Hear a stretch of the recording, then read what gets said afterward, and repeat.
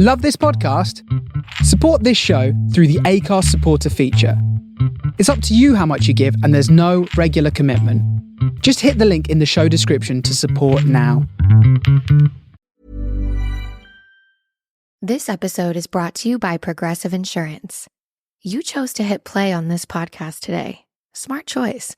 Make another smart choice with Auto Quote Explorer to compare rates from multiple car insurance companies all at once.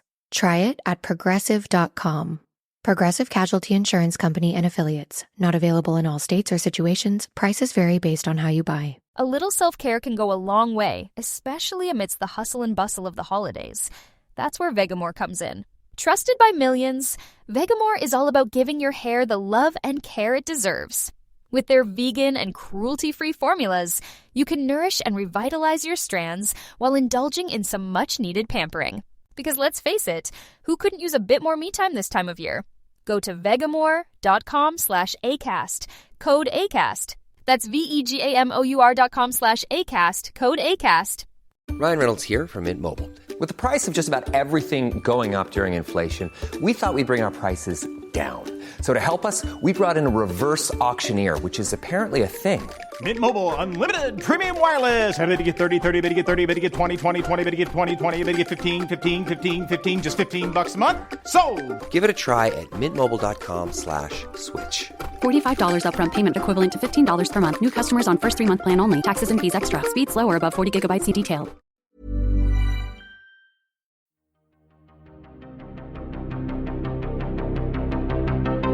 This is Writers on Film, the only podcast dedicated to books on cinema.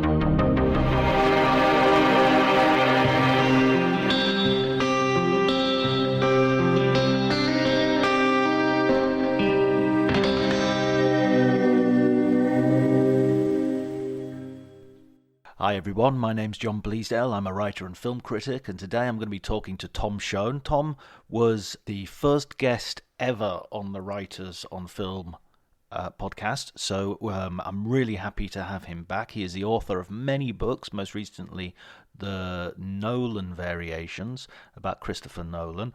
He's written books on Martin Scorsese, Quentin Tarantino, a whole bunch, and today we're going to do something special because we're not talking to him primarily to sort of talk about one of his books, but because he also wrote a brilliant book called Blockbusters, I thought it would be interesting if we had a conversation about the state of blockbusters today in the age of COVID and following the pandemic, and because we have some blockbusters which we can talk about, such as No Time to Die, Dune, The Last Duel, and I think we maybe talk about some other things, but those three films in particular are what we're going to talk about. So there will be some spoilers ahead, so if you haven't seen those films, you might want to skip one or two of those parts. One other thing I have to say is that Tom's based in New York, and the ambiance of New York can sometimes be heard in the background. I hope it doesn't impair your enjoyment at all.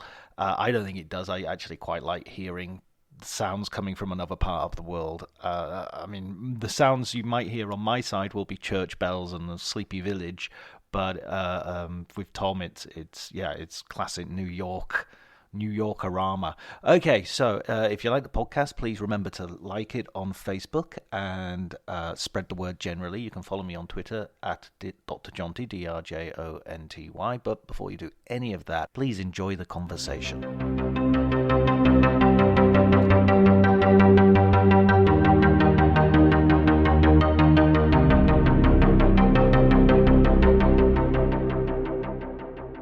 We're entering a very strange landscape for blockbusters because even today I was reading an article by Brandon Katz all about how the whole business, the whole genre of blockbusters is going to change simply because they've lost so much money. And he was even this year, it's like 67% down on 2019. So I mean, that's almost 70% less money in the pot. How do you think it's going to go? Well, I mean, it's hard to see the Hollywood giving up on them in the sense that they really have been the backbone of the business for so long now. I see them as in the they're in the middle of the boat. They seem fairly safe to me, which isn't to say that there's not going to be some belt tightening or there's going to be preference for this type of film over another. But I can't quite see the blockbuster itself kind of, disappearing, certainly. But, I'm definitely well used to hearing that, they're about to bring the whole thing down to its knees and the death of cinema. And, that's been a kind of, they're frightening things. There's so much money and manpower and investment in them that, that shepherding them is a sort of scary business, and it always has been. And so I think, it would be strange if, COVID hadn't in some way alarmed the industry, even at that level. And I think we've seen that. I mean, I can remember thinking when Dune came out, feeling a little nervous for it, even though I hadn't actually seen it at that point. But it was getting good reviews, there was a bit of me that was that split release that they had for it seemed very. That the numbers could be quite soft. So I was relieved that it did so. It did well. Well enough for them to come back for another one anyway. So yeah, it's definitely it's a scrotum tightening time. Yeah, I mean, his argument isn't so much that they're going to disappear or they're going to that there's any risk of them going extinct, but more that you'll still have sort of blockbusters. You'll still have those big IP films at the center, because he refers to them as too big to fail. The industry just needs them. There's no way the industry can go on. Okay. But there might be more sort of tailored, smaller budget blockbusters, if such a thing exists, which are much more sort of targeted to go towards the streaming services and things like that, rather than theatrical distribution. And so it's almost like, I don't know, maybe I'm reading into it, but it almost felt like there might be a blockbuster which will be definitely a sort of theatrical experience, the Christopher Nolan, the bigger of the Marvel films. And then there might be sort of Marvel films or DC films which are actually budgeted because they're really only going to go to streaming. They're not going to be aimed at the theatrical so much. That's what I was sort of extrapolating. I might be. Did he have any examples? I mean, what does that second type of movie look like exactly? Like the one that's been budgeted down, that's a sort of mid-budget. I mean, well, I'm just curious. It's interesting. Like, I've for so long associated, blockbusters as just inherently expensive creatures, and it's sort of tied into like the reason people like them. You go and see one of those kind of big disaster movies by Roland Emmerich or a Michael Bay movie, and you're literally going to some degree just to see money being spent. Like, that's the attraction. Like, there's something about those effects. That you don't feel satisfied unless you've seen money being spent. And I don't mean that's explicitly so, but literally so, in the sense that the production values that you kind of want and desire just are inherently expensive. So it's curious. I wonder what a mid-budgeted blockbuster would look like. I tell you, the Bourne movies actually were kind of like as close to being that kind of creature as you could get. I mean, they're the only ones I can think of really that were sort of bantamweights, sort of boxing with the heavyweights. They brought in $1 billion. They competed against Bond. They competed against, the bigger spectacles. But in fact, but for the actors and they're not particularly expensive. They were particularly expensive. So I can think of those films, but I wonder. I mean, and of course they're very earthbound in the sense that they're not superpowers. There's nobody with any, sort of earth-shattering. So there's that element of it. So is that the kind of film he meant? I mean, that would be. I could see those, but they're still very hard to come by. I can't remember if he actually sort of gave any real examples. I mean, I was sort of thinking of maybe the sort of second tier sort of Marvel character. They aren't the huge. I don't know how Black Widow did, for instance. I'm not sure if that's that would be an example of something which had an enormous budget and all the rest of it, but maybe didn't have the broadest appeal. Yeah, I mean, I think the thing that you would always have to look at is you just have to find somebody who could do the effects for the thing that makes them all expensive is the digital work, and I'm sure there are there are variations within it, but basically once you start using them, then you've got an expensive movie. And I can't Black Widow. I mean, unless they decide to do Black Widow as a kind of more of a spy, thriller, because she is a spy. Like, I could see that working. In fact, it would have been a lot better if they'd done that. They were kind of aping Bourne in many other ways, but then of course they had to have their kind of big set pieces that cost a lot of money. But if you could have done without those and just made a Bourne picture out of Black Widow, then yeah, I could definitely, I could see that could work. I wondered why. I remember seeing this in X-Men 2, where X-Men 2 felt quite bloated, and it felt to me like there were set pieces that because they paid for them, there was absolutely no way they were gonna take them out of the movie, because it was like, how do you cut this set piece, which, as you say, with the digital effects and everything, is eating up a heck of a lot of your budget. And I just sort of wonder about something like Black Widow, where, who's going to see a Black Widow movie going, if they don't have a scene where a huge sky palace falls to earth, I'm going to be disappointed. I'm not. Is that really what audiences are going for?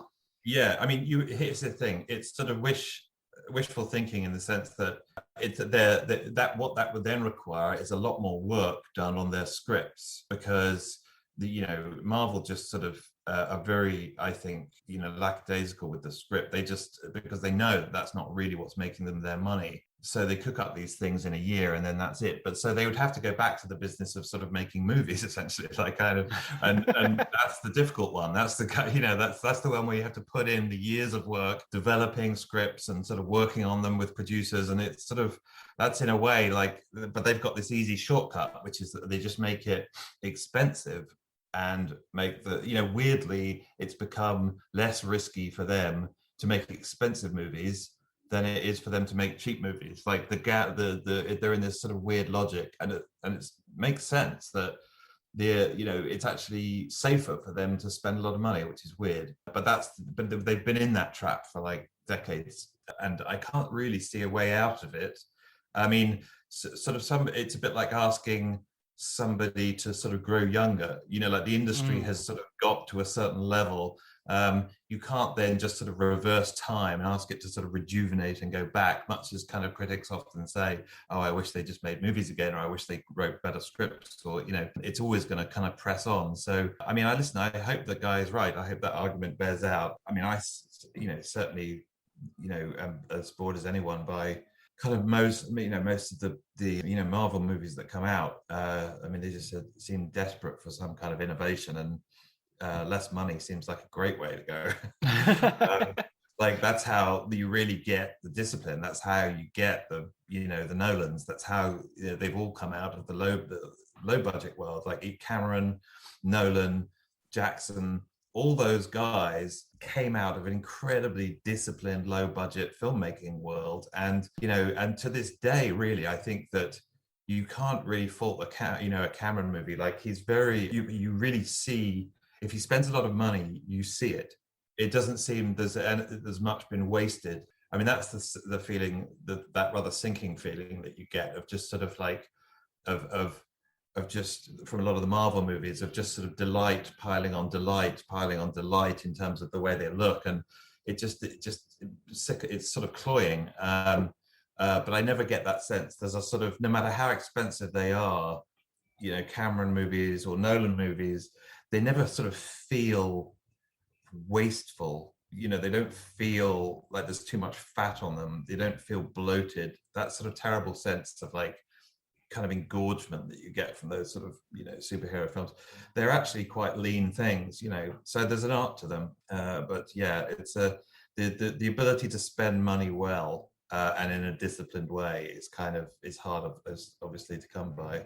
What do you think of the sort of the recent sort of blockbusters that we've had, the sort of the return to the cinema, the return to the theatrical experience? It seems that we've had like something that critics have been ought to be celebrated. We have real auteurs turning up to direct blockbusters. You've got Denis Villeneuve with Dune. You've got Carrie. Dune Bond. Yeah, Dune Bond, and you've got Chloe Zhao doing The Eternals, which I haven't had an opportunity to see yet, but I have seen the first two. What do you think of that? As that feels like something different. Yeah, definitely. I mean, both the Bond and the Dune felt, in that regard, quite similar. I mean, you've really kind of got very high-end kind of filmmakers at work for franchises in ways that don't feel like a kind of a diminution of their talents or like a waste of their time, or that they're kind of either slumming it or they're above the task or beneath the task. Like, it really just seems to employ their talents. I haven't seen Eternals either. I'll sort of reserve, any thoughts on that. But yeah, they're very. I mean, the Bond film, I thought, like a lot of people, I just, it was just particularly the first 50 minutes of it, I thought were just ecstatically good. I mean, right. It definitely, like, there was I think I had some criticisms of the sort of middle. I mean, what did you think? I mean, how did it go in Italy? Well, for me, I really, really liked it. I'm hugely invested in Bond. I mean, I've read the books numerous times and I've seen all the movies. So I've got and I actually did a sort of COVID rewatch, however long ago it was when COVID started, a year and a half ago. And I found it was interesting rewatching them back to back and just going, oh my God, they get really rotten quite soon. It's pretty much, and all of the Roger Moores, which of course was my James Bond when I was a kid. Oh, they're not even films anymore. They're just like parody with action sequences, which are then ruined by soundtrack jokes and a guy looking at a bottle and looking askance at Roger Moore and a gondola. The tramp who, it's just when he comes out of the sea, So I really rate Daniel Craig. I think he did something, and I know people say, "Oh, Timothy Dalton tried and Pierce Brosnan tried," but they always tried within the constraints of a still recognizably Roger Moore-ish Bond setup. And Daniel Craig just totally, I mean, and obviously the production team and everything totally ripped that up. And I really rated No Time to Die. Yeah. I thought, I agree with you. I think the middle's flabby, and I'm kind of surprised that they were sitting on this movie for a year and a half after it was completed and locked and everything, and nobody thought, you know what, can we trim a little bit out of the middle? Can we just make it, I couldn't work out what the baddie was actually doing. And boats were supposed to be coming to the island, and we didn't get a shot of the boats coming to the island, so we didn't have a sense of like an imminent approach or an imminent danger. So there were a few things like that you can be picky about. Why is he wearing a mask if he's going to shoot everybody in the house? What's the mask for? So you can be, but I thought that I could agree with you, that first ecstatic sort of hour, and then the last hour. There's still another hour. Still another hour. The third hour. I just thought the audacity of killing Bond was kind of. I wasn't surprised, but I was amazingly shocked. If that makes any sense. Yeah. No, I mean, it was very good. I mean, it's interesting that, like, when you look at the Daniel Craig Bonds, and you look at the ones that were really good, which is to say, Casino Royale and this one, it really becomes very clear that the great harbinger of the future for Bond was not Connery or Moore, it was George Lazenby, because the model for both Casino Royale and this film is On Her Majesty's Secret Service, which is to say Bond in love. And it's like that turned out to be the thing that's what all along, all it needed to do was to get rid of the casual sex and the sexism and the snut and the jokes and the girls, and Bond needed to be invested in someone else. And the moment that happens, the film just unfolds, and you've got something that people want to watch. And so I can remember, so I felt like, oh, okay, George Lazenby turned out to be the guy that told Bond what his future would be, which I think is kind of interesting. It was just that one film.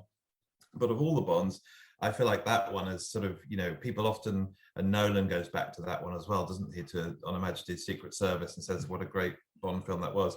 So, so definitely, and Craig, I think, is, as you say, I mean, he's a serious, he gave that character kind of soul and regrets and an emotional life, and that is, and some kind of ambivalence. I always feel like the guys that play the best Bonds are the ones that almost hate him the most. Like Connery didn't particularly, was very resentful of the role of Bond by the end, and cursed having to kind of come back and do me, and Craig reportedly has similar kind of, ambivalence about Bond, and sort of, oh God, I'd rather slip my neck, I think, the wrists than do another one, he said at one point.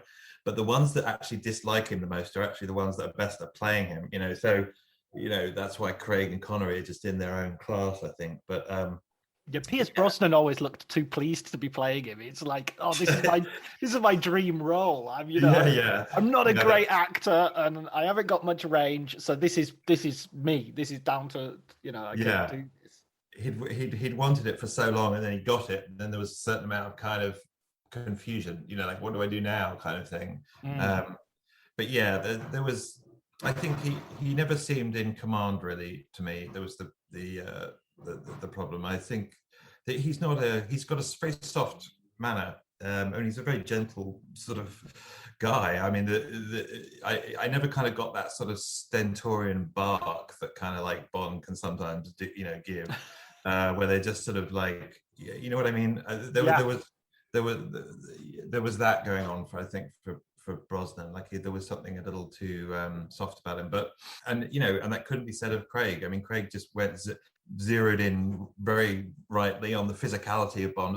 I mean, it was two things. It was kind of like his emotional life. It was his soul. It was kind of like what effect are these killings having on him? But at the same time, immense kind of physicality and like kind of the kind of glory that that film makes of his body in Casino Royale. I mean, he's the Bond girl. Like it's kind of like his physicality is kind of the thing that we're lingering on in that film. He comes out of the sea like Ursula Andress and Halle Berry, doesn't he? Yeah, exactly. Yeah, and although the Mendes films put him in a suit, he never seemed that uncomfortable to me in a suit, and I always liked him best in those Hawaiian shirts. I definitely kind of felt that Craig was sort of in some level in conflict or he was rebelling against some of the strictures of kind of what Bond must be and do, the quips, the suits, the girls. You felt like this guy was a sort of modern enough male to find a lot of that stuff embarrassing, and he did some of it under duress, but he did his absolute best to kind of get as much of the sexism out of the series as possible. I mean, I think that's kind of maybe one of his lasting achievements. Far from being some high and mighty, sort of act of kind of preaching to the masses, it actually was exactly what had needed to happen with Bond. Like, it was thrilling to see him in love. It was thrilling to see him sort of attached to someone. So, I think his instincts were great. I would be so interested to know, like, kind of what kind of input he had on it. I would suspect quite a lot, in the sense that there's something about those movies, and particularly the last one, No Time to Die, which seemed like it could only have come about if the director, the producer, and the star were all on the same page. Right. In other words, everybody's making this film with a single will, and they've all got the same idea in mind, and they all agree. Like, it's so rare on those films to get that. So there's a kind of quality of leadership around it that I'm keen to know. It's obviously the Broccolis, it's obviously Fukunaga, but it's also Craig. I believe that when we read about it, when we find out how those films were made, I think he will emerge as a kind of as an author. Feels that way. It feels like it feels like there's that great alignment of kind of role and script and an actor that comes about when essentially an actor is leading, and people are listening to him. I think one thing that really proves your point, one thing that's really I remember being really struck by when I first saw it, and I saw it a couple of times because I saw it in Italian first because it was out, and then they showed it on Monday in English, so I went to see it again. When that moment before the song comes in, the sort of needle drop of the big song, is a really important moment in Bond films, because that's a moment where the camera sort of stays on something, and it might be somebody dying, or it might be somebody falling, or it might be, and it then merges into the title sequence. And in this film, it's him leaving his girlfriend at a railway station, and the shunting of the sort of carriages going by, and so it's an emotional moment. It's not, him giving a quip as he offs somebody or anything like that. And exactly right. It just goes to the core of it, And it's such a great bit of. I was trying to think if I'd seen that done before, where the person on the inside on the train walks back through the carriages in order to keep their eyes on the person they're leaving. I would like to think that was, I hadn't seen that. That was a nice bit of business to come up with, to establish that how the feeling between them. It was touching. It was like an original bit of staging, but yeah, like it's very, I mean, the whole pre-credit sequence is very different from any of the other Bonds, because it doesn't, it's sort of, it's her, not him. And he's got Fukunaga has got like his own, the one thing I liked about what he brought to it, apart from, obviously the guy can shoot just beautifully, and he really is on point with all the things that are needed for this kind of movie.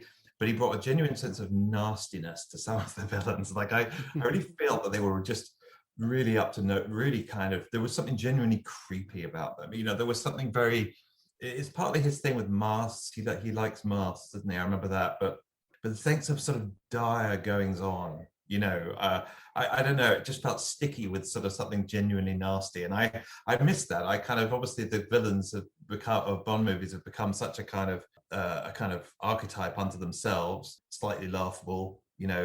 Everybody knows they kind of talk about their plans at length. It's like the whole thing is self-parodying.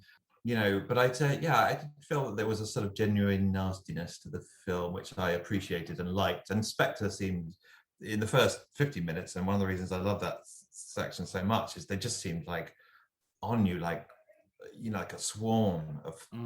I really felt like they were just this unstoppable force, and it's sort of very rare that you feel that in the first hour of a Bond movie. I mean, you generally kind of find out about the plot, and then you see them in the sort of at the end, and then you have perhaps a battle, and then they're overcome. But the idea that they're just on you, like immediately from the beginning of the film, a bit like the Joker actually in The Dark Knight, where it's just like a weather condition that kind of moves in like a storm, and it's just sort of, you can't escape it. I loved that so much, and I loved basically them taking that building and coming down the glass, and in they came, and it was just fantastic. That's exactly what you want Spectre to be like. And I was disappointed actually when they were wiped out for that reason. I was like, oh no, you've got such a great head of steam with those guys. Like, keep that up through the movie. Don't transfer power.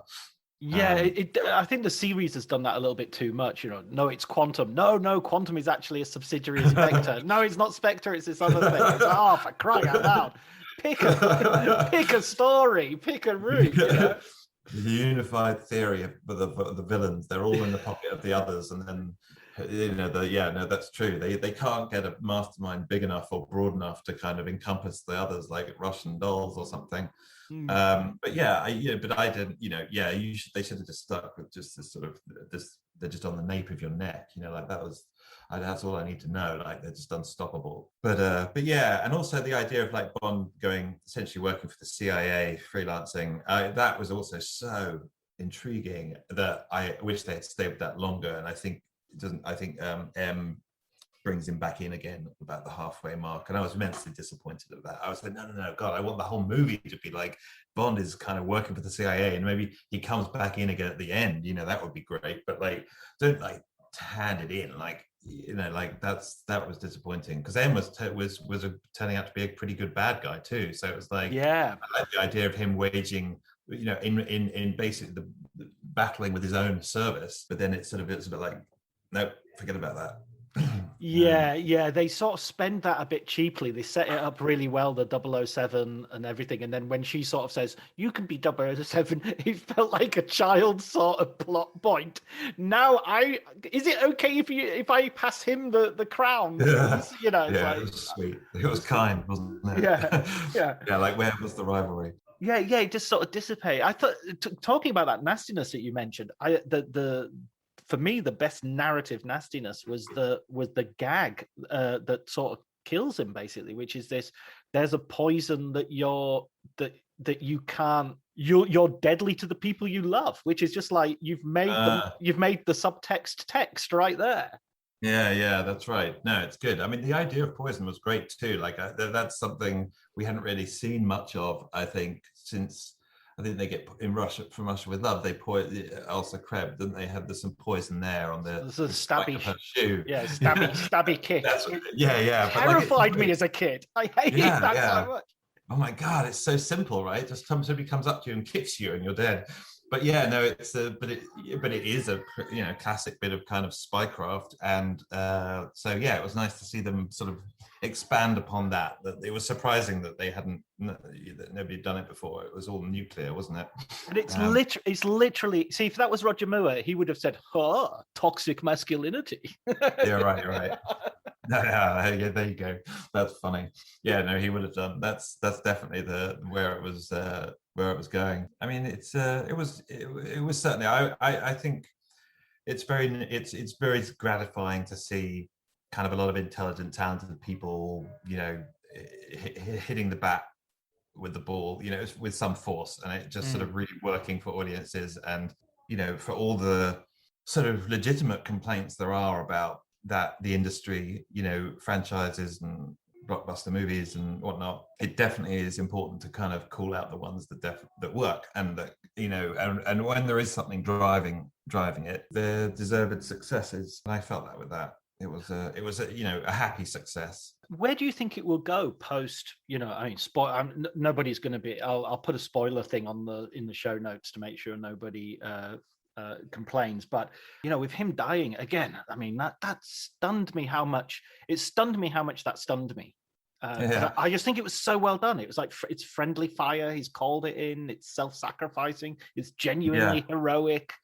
And annihilating. There's no ambiguity. There's no maybe he's fallen in the Reichenbach Falls and he'll be back. I mean, that definitely was surprising to me too, that there was no ambiguity and that you actually had a shot of his, but essentially him vaporizing. And so that is interesting. I mean, the thing that nobody's done but could still be done is obviously young Bond. In other words, make it as a period movie. I mean, I've always wanted somebody to make Bond as like a period movie set in the 60s. So a bit like, Edgar Wright with Last Night in Soho, where you just got like, all those, period details, which are just so lovely. And you've got the suits and the cars and the cinemas and the music and and Bond is, I mean, it would be interesting. I like as a sort of retro, essentially as a kind of retro movie. So they could do that. They could do Bond's first missions, and particularly if they're going to go for a younger guy, which it looks like they will, then that would make some kind of sense. But would you want to stay in that period that's the thing. It's a sort of slightly one-off thing, but it certainly explain how you get things started again. Maybe in subsequent movies it would just forget about the period detail, but you'd stick with the actor, and by that point nobody's really asking questions as to how this happened. That was Tarantino's pitch, wasn't it? When he, how he often pitches stuff around. He wanted to do a version of Casino Royale, which would be really true to the book and which would be period. Yeah, that's right. That's it. Of course, that's it. Yeah, he had that idea. Was that before they made Casino Royale? Yeah. It was in the interim before Craig had. That's interesting. Because in some ways, they took half of that pitch, but they left the other half. So yeah, that I mean, things have got so kind of, franchises are started and restarted and rebooted with such kind of offhandedness that they probably won't have to come up with much of an excuse or reason as to sort of why he's suddenly alive. Like these things, people are so used to the idea of kind of the multiverse, and nowadays that like simply starting Bond without any explanation would almost be possible, for better or worse. That's the world we're in. So, yeah, it shouldn't be too hard, but yeah, definitely.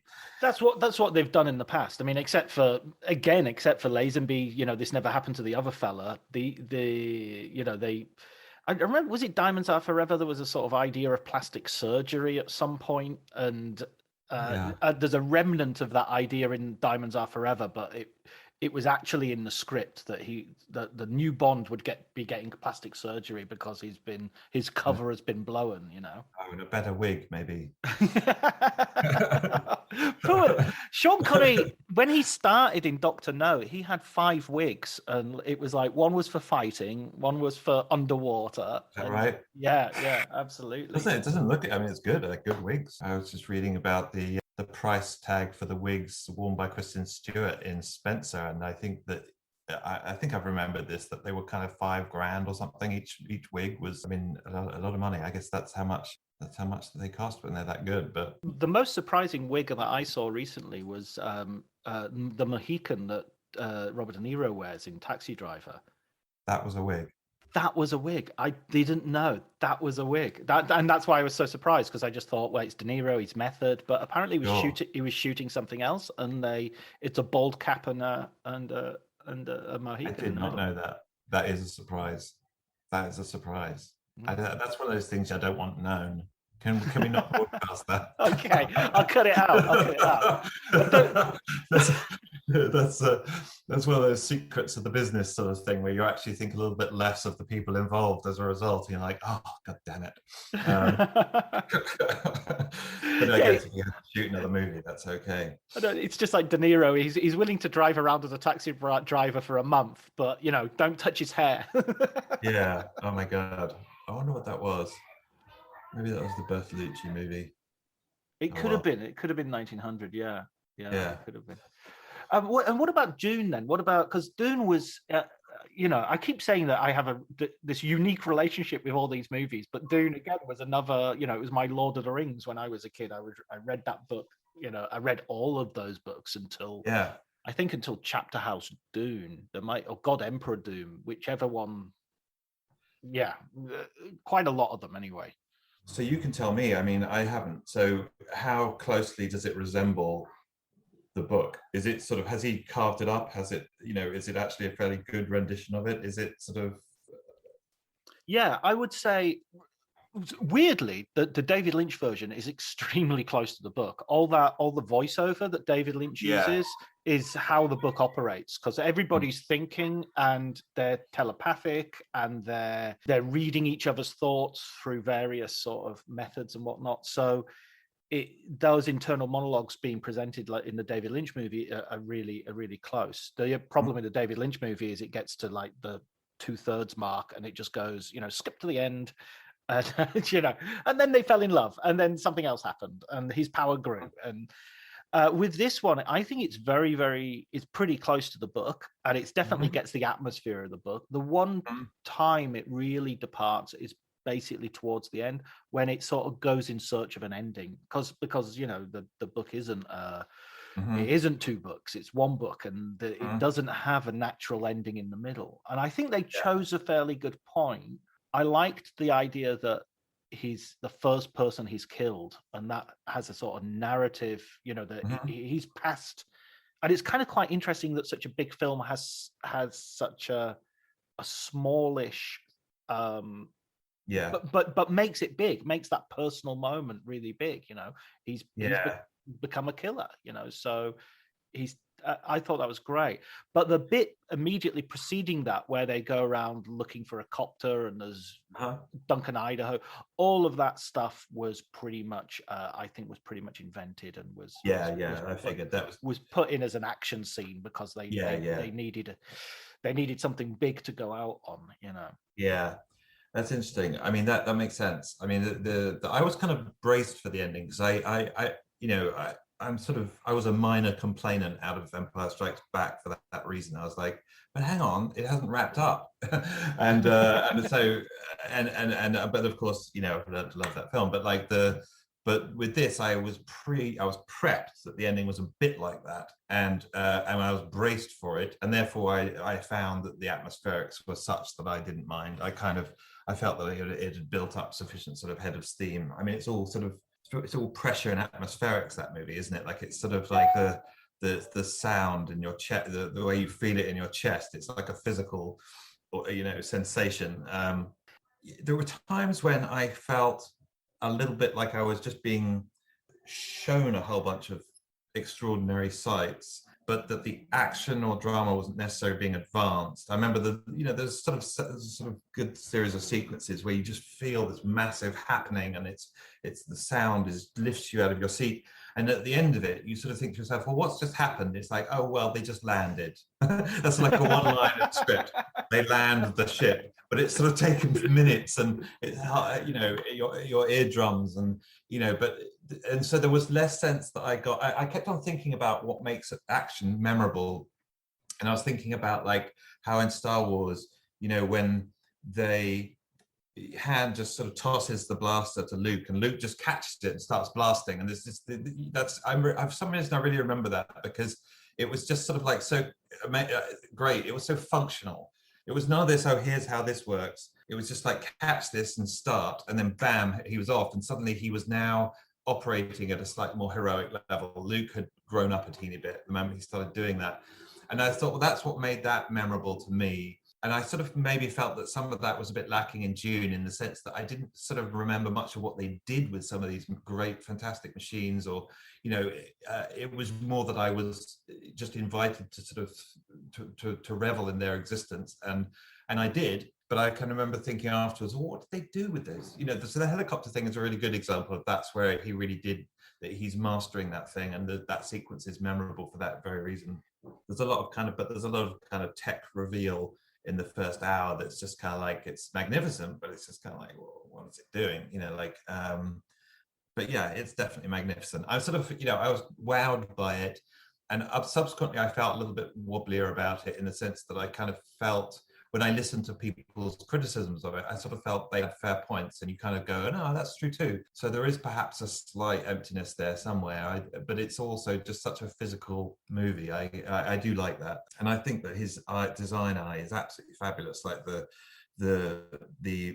thinking, the sort of visual thinking that kind of went into what this movie is going to look like, and what these devices are going to, what these machines are going to look like. It was all just fabulous, and very Villeneuve, like very, you know, it's very him, you know, but that kind of sanded down, kind of ergonomic, kind of, it reminded me a little bit of Apple, you know, no knobs, no dials, no LEDs, the opposite of a film like Alien, where you're just like crammed with tech. Everything was smooth, you know, it was like kind of this sort of almost eco-friendly Body Shop meets Apple meets, you know, the look of it was fantastic. Yeah, like IKEA or something as IKEA, well. so, you know, IKEA sci-fi, you know, so it was definitely like that. There was something very kind of modern about the way his love of sort of textures. You know, I really felt, I knew how things felt like to touch, what the surfaces of that movie. I mean, a lot of it's sand, and, you know, but it's like it's like he's a really good, he's got a very sensate kind of movie sense. Like he's like, I mean Nolan's a bit like that too. Nolan's always kind of saying, well, it's not the way something looks, it's the way it feels. And he's big on textures in those movies, and textures are always telling the characters like kind of where they are and what they're, you know, like Memento, it's all kind of what he immediately feels, you know, like that's how he orients himself. And like, that's sort of us, that's sort of the moviegoer, and that's, you know, what those, he and Nolan, Villeneuve and Nolan have both kind of realized. How do you orient somebody in this huge spectacle? It's like, okay, well, what does it feel like? You know, like, like what's the, is there sand? Is it wet? Is it, what is it? So there's that's very, it's very, that's what they mean by immersive, I guess. Yeah, I mean, his movies have a real heft to them, don't they? They have a real, you know, I think when it comes to science fiction, it's one of those genres which is the most difficult to be really imaginative and original, because that's what everybody is doing. So, the J.J. Abrams Star Trek looks a bit like Star Wars, and Star Wars looks a bit like Star Wars now, and Cameron is quite distinctive, and Ridley Scott can be quite distinctive. Everyone else is looking like them. Everyone else is a sort of cheap version of them. And with Villeneuve, he looks like something else. He doesn't look like anyone else. It doesn't look like Ridley Scott. It doesn't look like... Explaining football to the friend who's just there for the nachos? Hard. Tailgating from home like a pro with snacks and drinks everyone will love? An easy win. And with Instacart helping deliver the snack time MVPs to your door, you're ready for the game in as fast as 30 minutes. So you never miss a play or lose your seat on the couch or have to go head-to-head for the last chicken wing. Shop Game Day faves on Instacart and enjoy $0 delivery fees on your first 3 grocery orders. Offer valid for a limited time. Other fees and terms apply. This episode is brought to you by Progressive Insurance. Do you ever think about switching insurance companies to see if you could save some cash? Progressive makes it easy to see if you could save when you bundle your home and auto policies. Try it at Progressive.com. Progressive Casualty Insurance Company and Affiliates. Potential savings will vary. Not available in all states. Star Wars. It couldn't possibly be mistaken for, this is just a cheap version of that, And it's very good because he's not because there's something, obviously he's got this kind of maximalist sort of sensibility because he wants to make these big movies, but he's also got this sort of minimalist sensibility in the sense that he doesn't like clutter. And so as big as the sights and the sounds are, I find there's definite visual pleasure in the sort of empty planes that fill the screen.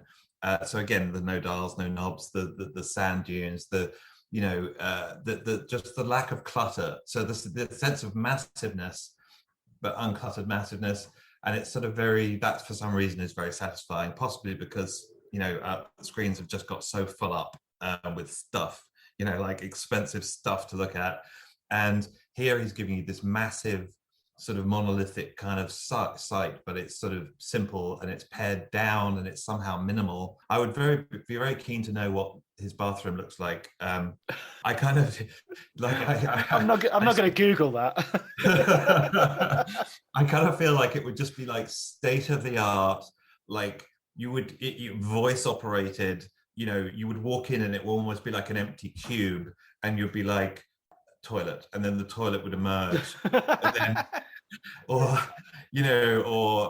basin, and then suddenly water would come. I don't know what it would be like, but it would be very minimal, and it would be very smooth, and it would be very expensive, and it would, so that's how I kind of think of those films a little bit, like kind of he's definitely got a sensibility, and there's some kind of, I'm so interested in there must be some politics behind it, in the sense of he's obviously very green. I don't know. I'm not really I haven't really read interviews, but he seems like he should be from those films. There's something very environmental about them. I sort of think that's good. This man has to be kind of switched on to his environment, and but this is all just guesswork. I'm just thinking, I wonder if his bathroom looks like Jared Leto's sort of layer in Blade Runner 2049, sort of water effects on the wall. Hopefully not with Jared Leto there, though. That would be... Yeah, that's right. But yeah, it's kind of golden lozenges of light kind of falling, as shot by kind of Deakins. And that's very true. It's Blade Runner 2 is full of those environments, and also just very, very you're a bit like you're being inside a sort of temple or something, aren't they? They're very they're sort of backward looking. I mean, they sort of feel old. You don't know whether they're in the future or in the past. They're sort of, which is kind of definitely that's something that's interesting in science fiction, is to have it be not, because that's the problem, the things that are futuristic, and that's the thing that everybody has to kind of somehow get around. It's like, how do you do a vision of the future that isn't sort of Buck Rogers in the 21st century? Star Wars did it with everything being kind of busted up and junk, which is great. A fantastic idea. Like, in a way, like the best, movie it's like, idea that sort of sci-fi movie has had about how to do it. And then since it's all sort of been variations on that to some degree. The Ridley Scott ones are sort of, that tech is kind of nice and lived in, and then you get to sort of Villeneuve and it's just sort of feels ancient. But I mean by that, like the civilization, it feels like it could be like civilization could be ancient. It's kind of medieval, isn't it? They're all barons, and they're all the Lanzarat, and they're all these. I mean, there was a bit at the very beginning where the sort of the thing of the ambassador comes down the sort of ramp of his ship, and it's carpeted, and it's just like, wow, you've got a carpet in your spaceship. Oh my god, I didn't see that. That's interesting. They're using wax seals and stuff, and I think that goes with that tactile.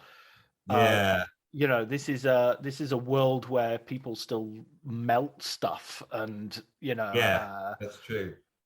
They still write to each other. There's not many screens in this, That's right. Yeah, there you go. That's definitely. Yeah. Is it set in the future? It is, isn't it? It's massively in the future. It's like 100,000 years in the future, sort of thing. Yeah. So things have kind of gone through sort of several cycles. But even the fact that the MacGuffin is like spice, it's like they're going after salt as a commodity, or it's And the other thing that evoked for me was, I mean, a lot of kind of things do is just sort of some of the sort of the look of fascism.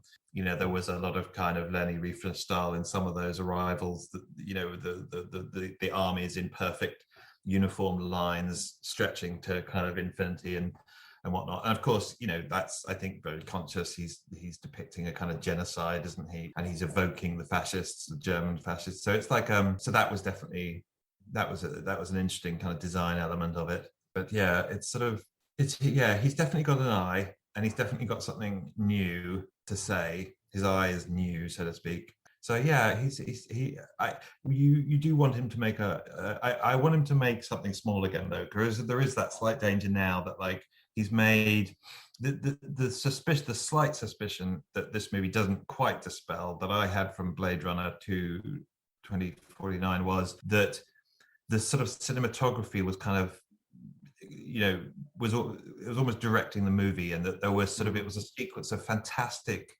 just cinematographic coups, like just these amazing environments and that are revealed to us, and that the actual thing stringing us along, was actually pretty meager, but these fantastic set pieces. So different kind of set piece from the Marvel films in the sense that they're much more like these sort of church-like environments where you just enter and experience them, but nonetheless a kind of a set piece sort of syndrome. And you want him to kind of definitely not let that get the better of him. I mean, that could. It felt like it almost was with Blade Runner. There was a sort of something a little bit empty rattling around in the center of that film. Oh yeah, I totally. I think Blade Runner is a film that I loved when I first saw it, and it took me a couple of viewings to realize how bored I was while I was watching it. That it was there's a real boredom aspect because he just can't. He has no economy when it comes to story, and there's no sense of like. Look, you don't need to see him get out the car, go down the corridor, go up the lift, knock on his door, go through the door. You can skip a bit there. You can just go, you can just go a little bit further. And I think with Dune, I think it worked better with Dune because there was more of an epic scale. So the pageantry and all the rest of it is part of the story. But I do think he is a director who can't, or at least. I was going to say he's not really interested in set pieces. I mean, there aren't any.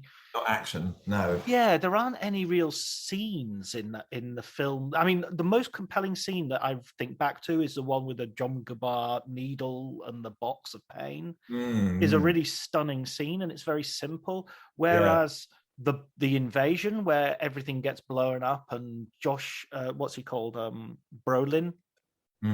Is running and commanding a thing. That there's no, if Peter Jackson was doing that would have been a 5-minute battle that that would have had a mini narrative within itself. Whereas in Dune, it was more or less like it sounds like I'm being too negative. I say it's more fancy wallpaper, but it's not. It's definitely not telling a mini story there. It's not interesting narrative potential. That's interesting. I mean, I think you've definitely hit on something there, like in the sense of like his conflict isn't necessarily the thing driving him, whereas it is someone like kind of Jackson or Cameron. They're very fascinated by how you win, how battles are won, tactics. And I don't feel that with Villeneuve. It's sort of immensity is definitely interesting, and like kind of you saying, the Baron arriving. I was like, how many of scenes in the movie are about arrivals? I mean, there's the movie Arrival he made, but like things arriving, like it's almost like the thing he most enjoys, entry into something, like entrance ways and portals and arrivals, and that's his thing. It's sort of like there's something almost ambient about it. Like his basic movie his platonic movie would just be somebody passing from one vessel to the next. It would be like that's in a sense of sort of escalation and arrive and transcendence. He's got that's the word.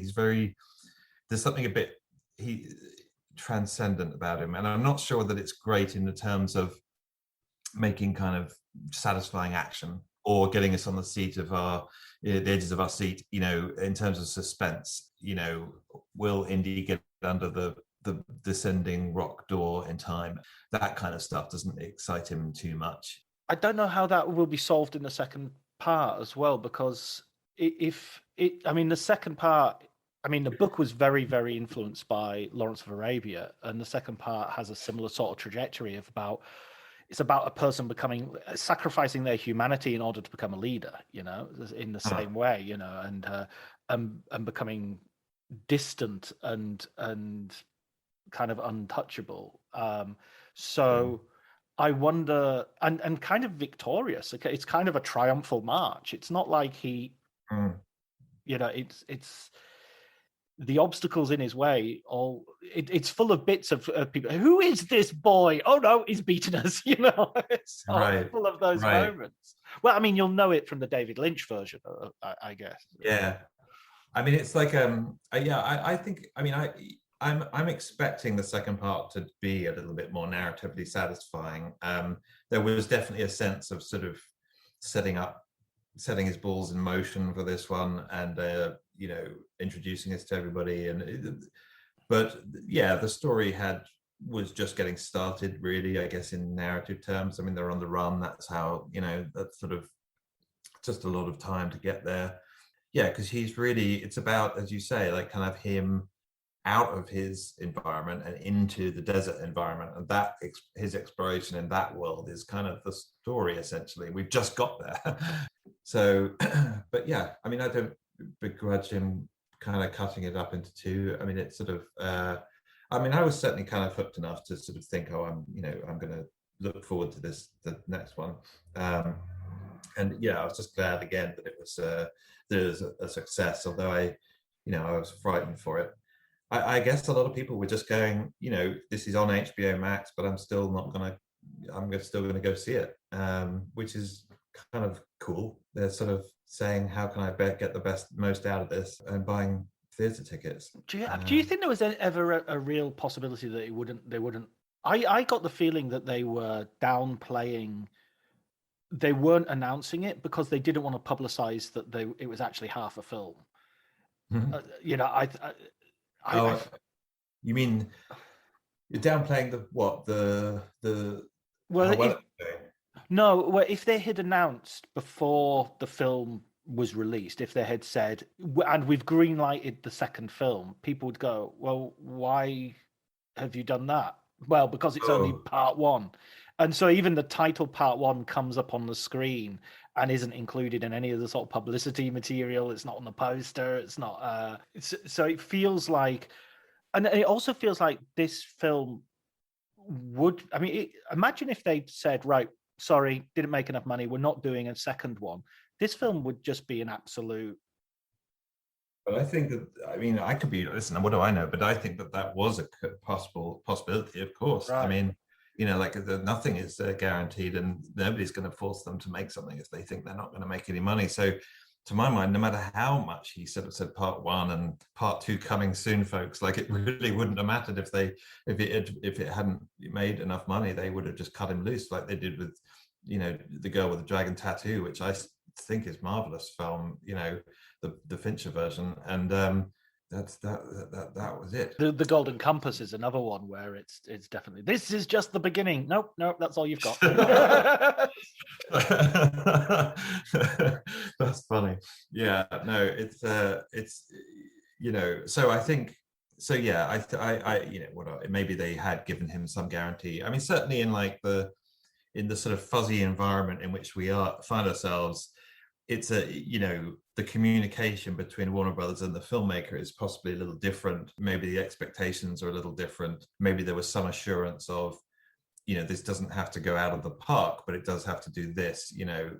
We're aware that we're releasing this on HBO as well. Therefore, we're not going to expect that. Who knows? But it's sort of. But yeah, I'm certainly pleased as an audience goer. Just at least he gets to do another one. I mean, he's just too good. He's a very interesting director, I think. I want to go back and see Arrival. I just have such good memories of that film.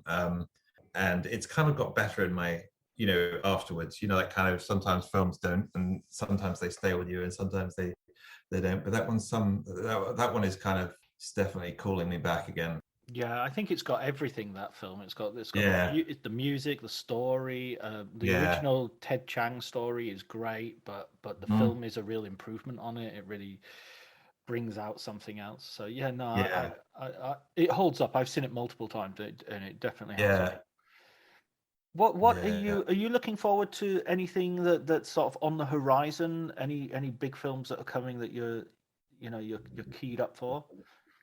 I saw the trailer for West Side Story the other day, and I thought, oh, it's got a very High School Musical vibe. I'm not even sure what a good version, what the good version would look like, Yeah, I mean, there's a certain amount of kind of, I mean, Spielberg is such a, he's like kind of John Updike. He's like so endlessly facile. His skills and filmmaking skills are so great that he can sometimes sort of do films that are like, it's just the equivalent of riding a unicycle just to show you can do it. Like, it will be an amazingly made film, but the question of whether it needs to exist or we're calling for it to exist, whether it has an urgent reason for being is another thing, or is it just sort of something for Spielberg to kind of do, and a good, an interesting kind of way to use his time and talents. But otherwise, was this thing, was it crying out to be made? I don't know. That's the question I have over it a little bit, like kind of why. I'm sure it's going to be dazzling in so many regards. I mean, he's in an interesting period. I mean, the things that bode well for it are that he's very.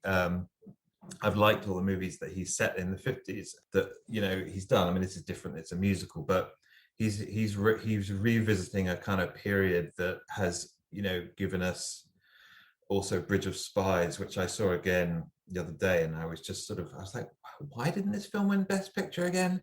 Like, it was so good. Mm-hmm. I mean, it's so satisfying. Just amazing film, script. Coen brothers bringing a little bit of satirical bite, performances, magnificent. Yeah. I mean, direction, and just an amazingly satisfying film. I can't remember what won that year, but of course it doesn't hit any. It doesn't tell the Academy it doesn't show them the future, like it doesn't sort of say this is how we're living now. This is the state of the nation. This isn't kind of where we are. It can't be dressed up as sort of something new under the sun, so to speak. But what did you think of The Post as one of his more recent? Loved that, and just immensely satisfying. I mean, I think they'll look back on him sort of making these films, and just think, God, he was really kind of putting out some really excellent. I mean, I felt again everything came together: the performances, the story, the script. I mean, and just very tight as well, like not over long.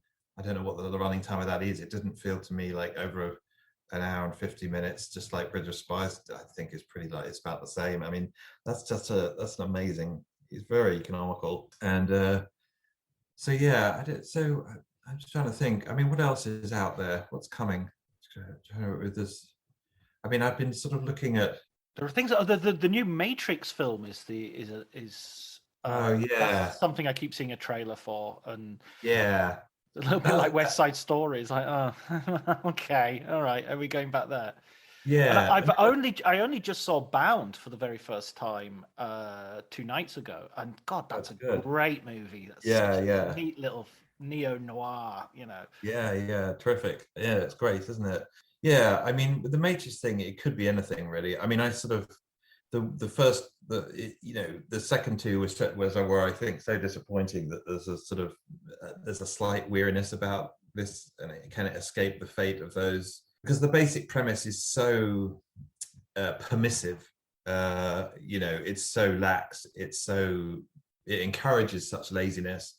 That you're kind of, can they put the genie back in the bottle again? Can they kind of summon discipline from that idea? I don't know. You hope so. And certainly there's going to be a good hour, the first hour of re-exploring that world with these characters now older, and that's going to be fascinating as they're called back to it. I can easily see that being a good hour of cinema, but yeah, it's sort of, there's a question mark over whether they can, it's like a kind of can they unpickle the gherkin? Like it's kind of like, can they get back to being, can it be a cucumber again? You can try. So it doesn't help that he looks so much like John Wick in the trailer. It's like they haven't sort of thought, right, let's really distinguish him from, let's cut his hair or do something. It's like Harrison Ford turning up in Blade Runner 2049 just wearing whatever he was wearing that day, Yeah, no, exactly.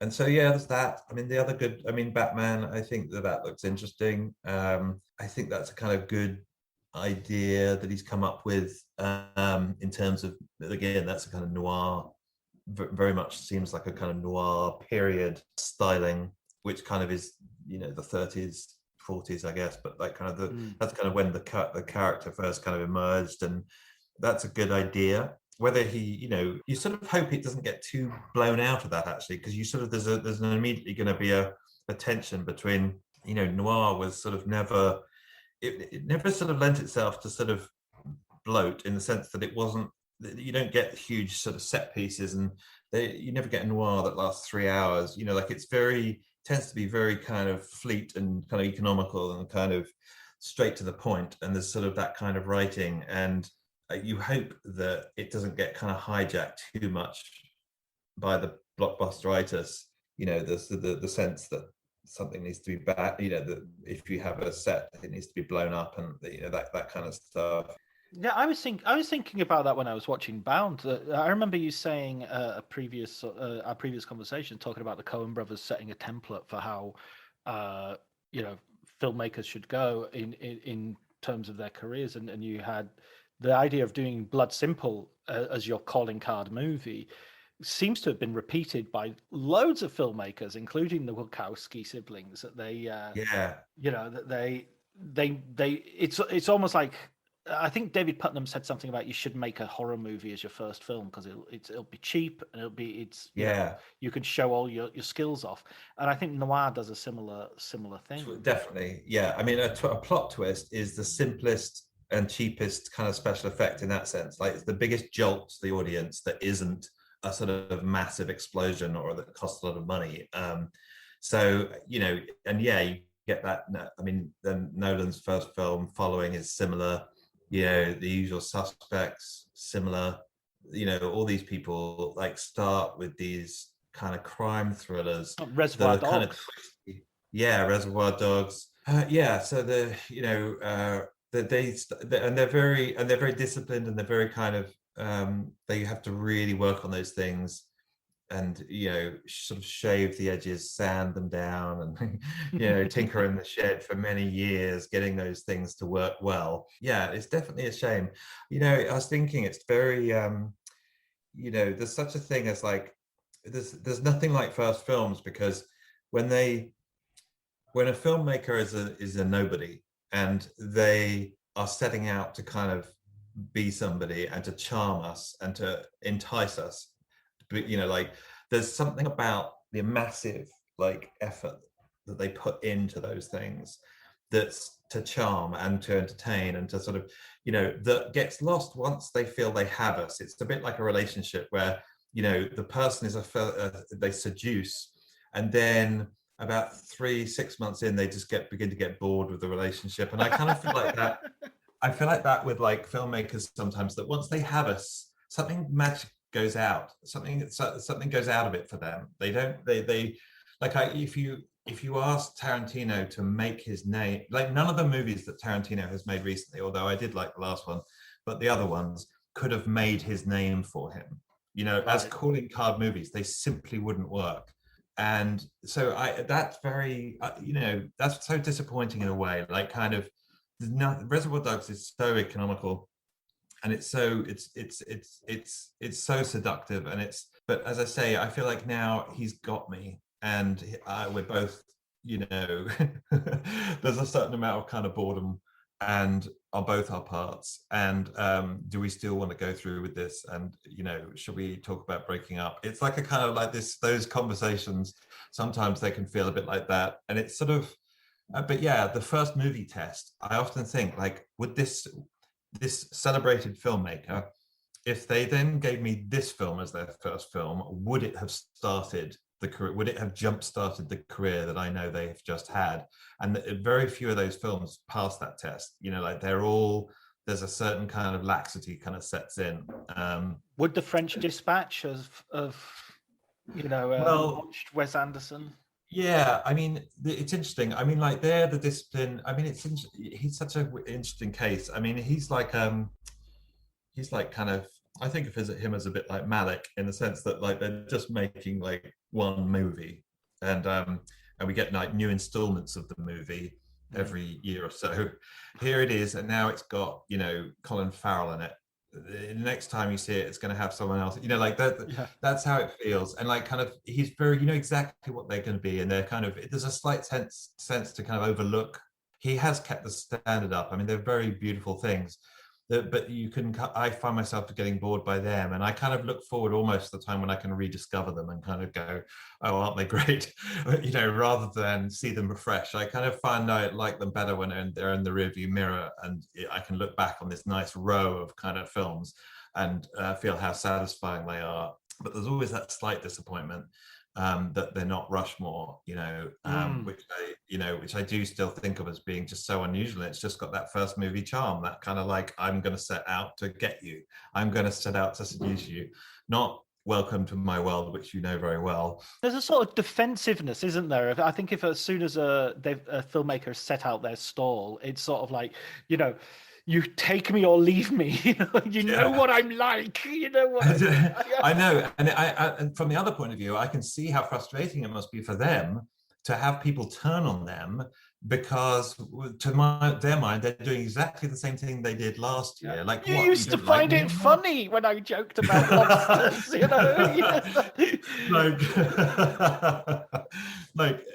definitely I felt that with sort of someone like David Lynch, where you just saw people kind of get him and then get tired of him, but the guy is sort of in his own headspace, and has always been and always will be, and you feel like very little changed for him. But the outside world suddenly decided that all the things that they had loved, they now didn't like. And how bizarre that must be from their point of view. Like they're still the same person. They're just doing what they always did. But now, no, we're bored of them. So I get it from their point of view too. But it's a curious business. I mean, they risk self-consciousness, because we come along and we point out what their little tricks are and what their little trademark camera movements are, or whatever it is. And they weren't aware of this before, but now they certainly are. And we've sort of ruined them to some degree.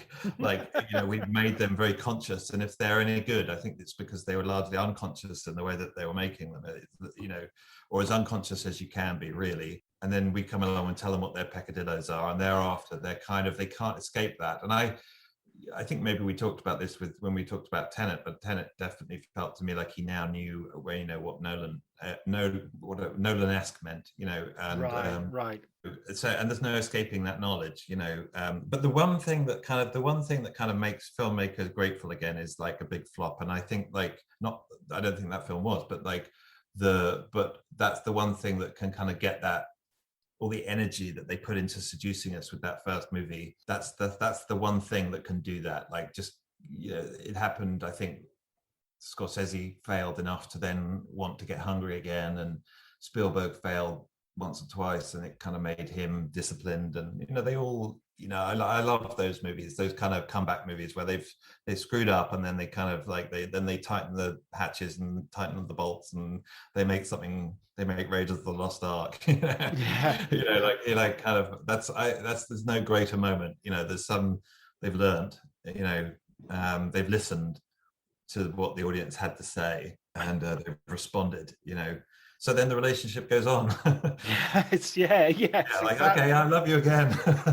we get that sort of get back together sex. That's right. I mean, that's very true. I mean, I definitely have felt that with Spielberg, I think particularly, like I've fallen back in love with him many more than any other filmmaker. I think. I mean, it's strange to say that he's underrated. I mean, he is, but it's yeah, he's kind of kept it. He's kept reinventing himself, and he's sort of kept himself hungry. And he seems sort of, like he still wants to kind of connect with audiences. That brings discipline. I think he is underrated the same way sort of green grass and fresh air is underrated, in that you just take it for granted. It's just there, and it's like you don't know how wonderful it is, and until I was talking to Julie Salomon, the Devil's Candy author. She said everybody thinks it's easy to be Spielberg, but there's only Spielberg's managed to do it. It's not. There aren't that many directors who you can say are Spielberg, except for Spielberg. Yeah, definitely. I mean, I think he kind of he ticks every box, and he also, I think, because he's sort of got that kind of naturally, he's an entertainer, he's humorous, he's got a great sense of humor, like he knows how to make these things sort of slip down. It's very easy to kind of overlook that. But yeah, his I think kind of people will kind of look, it's one of those things that once they've they'll look back, I think, and kind of realize, I mean, how many movies has he done now? God, I was astounded to find that Clint Eastwood had made like 83 films, not all of the director, obviously, but like 83. I was looking because I just saw Cry Macho, and I was like, God, that 83. I mean, that's just an extraordinary. Is that even physically possible? You're going to a sort of old studio system sort of numbers there. Michael Curtiz sort of. Yeah, that's right. You don't really get those numbers now, because very few. Directors are it's so much harder really to make movies to get the funding together than it ever used to be. I believe that's true, and like people think very carefully, and so you have these careers that have these stretches where they don't make a film, and it just seems to me it boggles my mind, the idea that like Fincher had a few years where he had time to do a Netflix series, and partly because funding for movies didn't come together. It's just astonishing to me. Like, I find it shocking. One last blockbuster I wanted to, and then I'll let you go because you've been really generous with your time, Tom. So I really appreciate it. But one last talking about directors who have been sort of churning out films, especially in recent years. Ridley Scott, The Last Duel. Did you get an opportunity to see that? Yes. Yeah. What was your take? And I felt the some of it was absolutely wildly entertaining. Ben Affleck is literally like bolts of laughter, like from people, like at different points, too. Like, I've seen that with Farrelly Brothers movies a little bit, where like, you're not all reacting as one, but like suddenly you're aware that person over there found that really funny, and then this person over there. So we were all laughing at slightly different things, but all finding him amazingly entertaining. And I loved him in that. I really did. I did feel like, at the risk of sort of spoilers, that the three stories weren't quite different enough. That that I kind of wanted there to be more revelation, in the sense of, this tells a different. Her story needed to kind of tell me stuff I didn't know, and that there was so that sense there was sort of overlap, and I couldn't understand some of the retreads, and I mentally I was fast forwarding through certain sections for that reason, but that said, I like Matt Damon's performance too. I thought he was terrific. I loved his willingness to play this kind of increasingly ugly man. So yeah, it's sort of, I think, I mean, it's curious. So what did you think? I mean, you rated it, if I remember rightly, you rated it highly, didn't you? You were yeah. I went big on it. I was very impressed by the fact that this is like a Ridley Scott historical piece, and so you're expecting the first third. You're expecting the Matt Damon story, because there's lots of battles, there's lots of bloodshed, there's lots of heroism, there's a stoic masculinity that's not very good around women, but that's part of his charm. And even the filmmaking is very sort of very conventional. And then when it comes to the second bit, suddenly the filmmaking is a bit more fluid. It's funny, it's sexier, and it just felt like, how old is Ridley Scott that he's able to actually sort of be pastiching himself and undercutting himself? And then when you got to the final piece, it felt like it was something totally different. And I get what you mean by, it's not Rashomon. There's not no. He puts his thumb on the scale of justice and says, "Look, this is the one. This is the truth here." Yeah, he does with the subtitle. Yeah, exactly. And I mean, even if he didn't do that, I think narratively it's obvious. Yeah. It's use your horses for ploughing, man. Yeah. I think there is a thesis to be written on Ridley Scott and agriculture, because he seems to, in the Kingdom of Heaven as well, he sorts out irrigation for the Arabs and works out how to, how to run a farm. The good year, it's got like, there's a bit of a secret farmer in Ridley that he wants to. That's interesting. Yeah, he's very good. I mean, yeah, I love too the middle section. I think that is the sort of the Affleck, where we see the most of Affleck, isn't it? We get the inside of that court, and we get the orgies, and that's a section he wrote as well. Who did? Affleck wrote it. Oh, did he? Because Matt Damon wrote the first section, Affleck wrote the second, and really? Nicole wrote the third. Oh, I knew that she had done the third one. I didn't know that the two had divided up the second and the first like that. Yeah, I mean, I definitely had like kind of all sorts of fears going in, thinking like Damon and Affleck together in this period movie, aren't they going to wreck it to a degree, because their own chemistry is so. I mean, it's the problem of all American actors is that I kept expecting Jimmy Kimmel to turn up at some point. They slip into period with difficulty, and Adam Driver's one of the few that really you can put him anywhere, and he totally takes root. And so there's the Boston aspect, and I was like, how is that going to work? But the thing that Affleck realized is the same thing he did with Shakespeare in Love, which is like, I stick out a bit like a sore thumb, but that's exactly the advantage I'm going to play. That's exactly the card I'm going to play. This guy is going to be too big. He's for the screen. I'm just going to be a pompous ass, and that was utterly thrilling. And it revealed, I felt that in those sections in the bedroom and in the dining room where they're all kind of getting drunk, I actually felt like it was managing to get into period in a way that I hadn't experienced with other sort of period movies, where it always remains a little bit distant. Their mores, their sort of their ethics, their sort of feelings always regard, and so they tend to be very good at like on the battle set pieces, but really privately, what are they like? We never really know.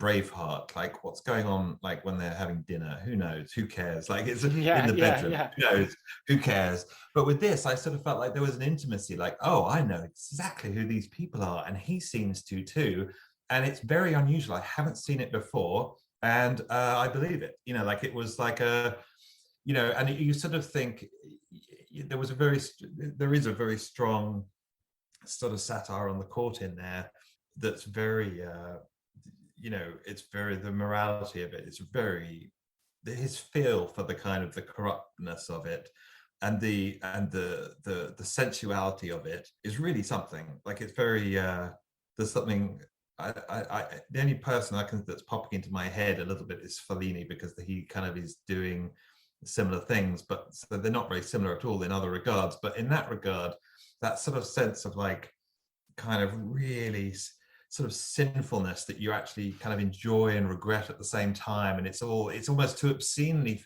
entertaining, and you feel almost grimy for finding him so funny, and like that is very, that's quite something. And yeah, that's so interesting that he wrote that, because yeah, Ridley Scott and they clearly had a meeting of minds, and there was some kind of chemistry went on there. But yeah, that's the sort of thing that you always want to get Oscar nominated. It never stands a chance really, but like Affleck should get an Oscar nominated for that. It's just I haven't had as much fun from a performance in all year. Like I don't think I will have more fun in a movie theater than when I was laughing at Ben Affleck and it was just enormously entertaining. And the last 15 minutes, the duel, the last. Oh my God, is just unbelievably good. I mean, it's just and even there you have Affleck as just. He sells the pathos of like he's just in his best friend, Oh my God, I mean, I can't. The memory of that final death is just with me, like the brutality of it all. I mean, my God, I don't want to say any more really, but it's like it was he definitely he understand, like he definitely. The thing about those films, I love the sound. I love the way everything feels so heavy. The armor feels so heavy, and the horses, and those swords just seem like they were taking such an effort to lift. Like that sort of stuff. Where I really kind of, I feel like he's the perfect director for that period, and the weather conditions. He loves snow. It's like a snow that kind of goes up though. I always have a niggle. It's a snow that's sort of, where's it going? I've never seen snow go up in the air. It usually falls down. In omnidirectional snow filmmakers do like. That's interesting. Like Nolan likes that. That snow is in the last Batman film too, when they're on the steps and they're fighting. Like it is a very cinematic kind of snow actually, because it's sort of it enlivens the sort of atmosphere. It fills the frame in a way that's unpredictable, I guess. Yeah. But it doesn't feel like a trudge. Like through. So yeah, that's interesting. Atmospheric conditions. Brilliant. Okay, man. Well, thank you so much, Tom, for totally. I'll let you get back to your what is it? Veterans Day? Oh yeah, Veterans Day. Yeah, exactly. Go back to actually more like kind of entertaining my daughter for the rest of the day. So we'll see. But yeah, thank you. It's really entertaining. It's a great conversation, and let me know when it goes up. Yeah, I will do. I'll edit it and send you a copy beforehand. And yeah, I'd love to, I continue these conversations whenever you like, because they're great. Just get some new films out and come back. Yeah, nice one. Take care, Tom. All right. Bye-bye.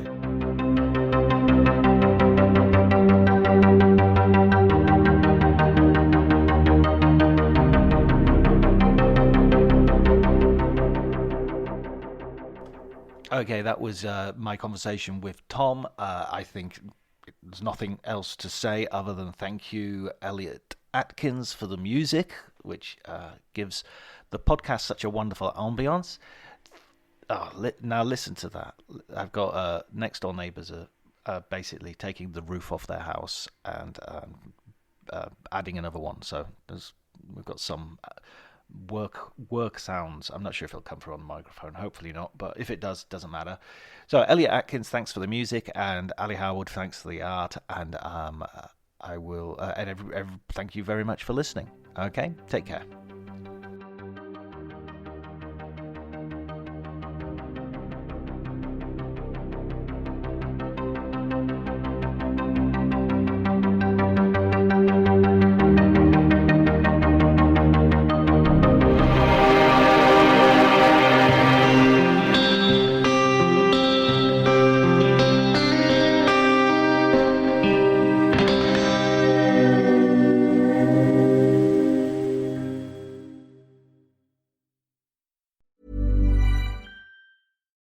Cue the fireplace and your favorite fall movie. There's nothing better than a cozy evening at home with a glass of First Leaf wine. First Leaf is a personalized wine club that delivers right to your door. Sounds magical, right? They get to know your favorite tasting notes, which varietals you enjoy, and whether you prefer sweet or dry wines. So in every shipment, you get bottles tailored to your unique palate. Go to tryfirstleaf.com/fall to get your first 6 wines for just $44.95 with free shipping. This episode is brought to you by Progressive Insurance. Do you ever find yourself playing the budgeting game? Well, with the Name Your Price tool from Progressive, you can find options that fit your budget and potentially lower your bills. Try it at Progressive.com. Progressive Casualty Insurance Company and Affiliates. Price and coverage match limited by state law. Not available in all states. My dad works in B2B marketing. He came by my school for career day and said he was a big ROAS man. Then he told everyone how much he loved calculating his return on ad spend. My friends still laugh at me to this day. Not everyone gets B2B, but with LinkedIn, you'll be able to reach people who do. Get a $100 credit on your next ad campaign. Go to linkedin.com/results to claim your credit. That's linkedin.com/results. Terms and conditions apply. LinkedIn, the place to be, to be.